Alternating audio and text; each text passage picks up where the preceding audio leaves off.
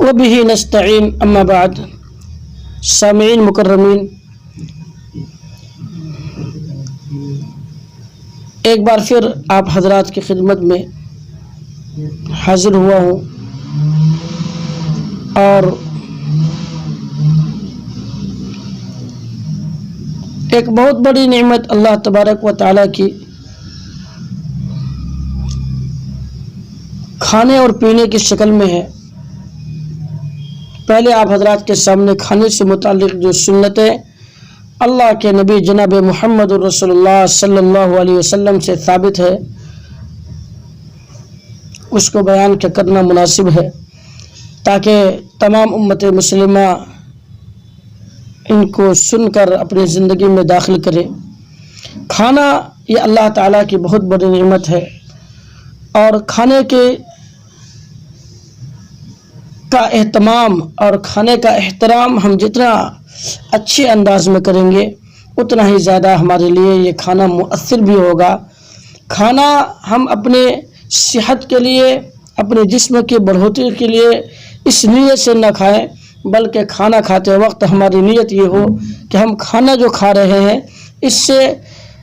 یہ اس لیے کھا رہے ہیں تاکہ اللہ تبارک و تعالیٰ کی عبادت میں، اللہ تبارک و تعالیٰ کی احکام کی تعمیل میں ہمیں تقویت ملے، قوت ملے اور ہم فرحت و بشاشت کے ساتھ اللہ تبارک و تعالیٰ کے تمام احکام پر عمل کر سکے اور ہمارے لیے شریعت اسلامیہ کے مطابق زندگی گزارنا آسان بن سکے. کھانے کی سنتوں میں ایک سنت ہے دسترخوان بچھانا. دسترخوان بچھانے کی بہت بڑی فضیلت ہے. دسترخوان بچھا کر انسان جب کھانا کھاتا ہے تو اللہ تبارک و تعالیٰ اس کے گھروں میں برکت عطا فرماتے ہیں، ان کے رزق میں برکت عطا فرماتے ہیں. دونوں ہاتھ گٹوں تک دھونا، جب کھانے کے لیے ہم بیٹھے تو دونوں ہاتھ گٹوں تک دھوئیں، چونکہ انسان کام میں مشغول ہوتا ہے، ان کے ہاتھ مختلف چیزوں میں مختلف جگہوں پر استعمال ہوتے ہیں. جب ہم اپنے دونوں ہاتھ کو دھو لیں گے تو ہمارے ہاتھ کے تمام آلائش اور تمام گندگی سے پاک صاف ہوگا اور اللہ تبارک و تعالیٰ کی دی ہوئی نعمت جو کھانے کی شکل میں ہے اس میں ہمارا ہاتھ جب پہنچے گا تو صاف ستھرا پہنچے گا تو اس سے اللہ تبارک و تعالیٰ ہمیں برکت عطا فرمائے گا. علامہ شامی رحمۃ اللہ علیہ کے نزدیک کھانے سے قبل کلی کرنا سنت نہیں ہے.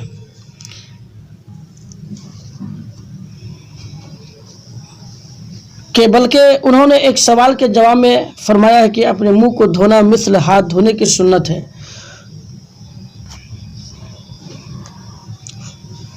فرماتے ہیں کہ نہیں، مگر بحالت جنابت میں بغیر کلی کیے ہوئے کھانا مکروہ ہے.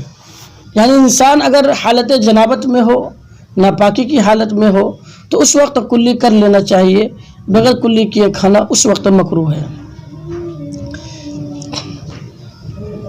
بسم اللہ پڑھ کر کھانا شروع کرنا سنت ہے.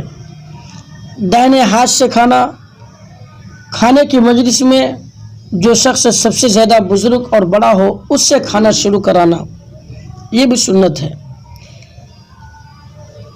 کھانا ایک قسم کا ہو تو اپنے سامنے سے کھانا، اگر کوئی لقمہ گر جائے تو اٹھا کر صاف کر کے کھانا،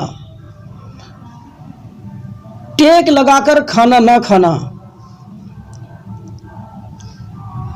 کھانے میں کوئی عیب نہ نکالنا، کسی قسم کی اگر کوئی عیب ہو، کوئی کمی نظر آئے، سبزی میں تیل نہیں ہے، مسالہ نہیں ہے، نمک کی کمی ہے، تو مسٹر ساکن قاسمی کوئی آپ کو فون کر رہا ہے، آپ فون اٹھا.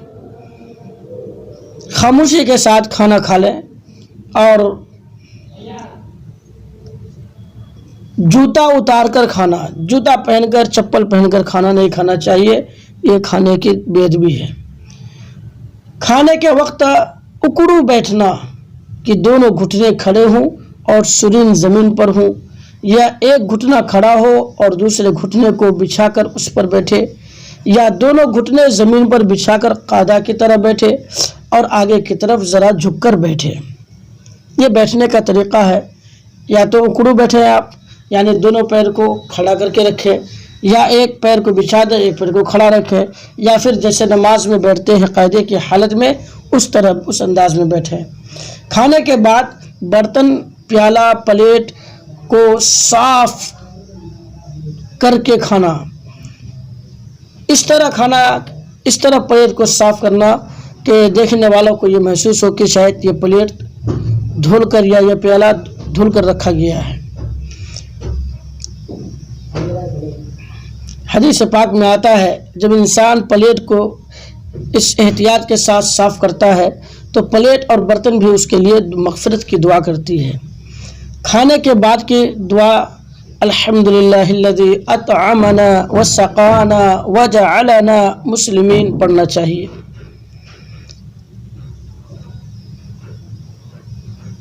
پہلے دسترخوان اٹھائے پھر خود اٹھنا چاہیے.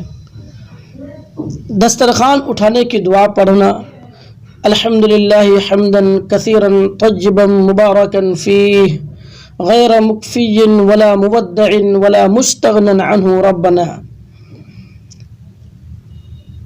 اس کے بعد جب کھانے سے فارغ ہو جائے تو دونوں ہاتھ دھوئیں، کلی کریں.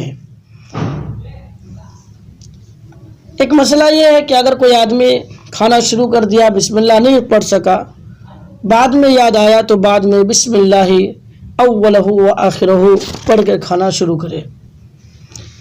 اگر کسی کے یہاں دعوت کھائے تو میزبان کو یہ دعا دے اللہم اطعم من اطعمنی واسقی من سقانی.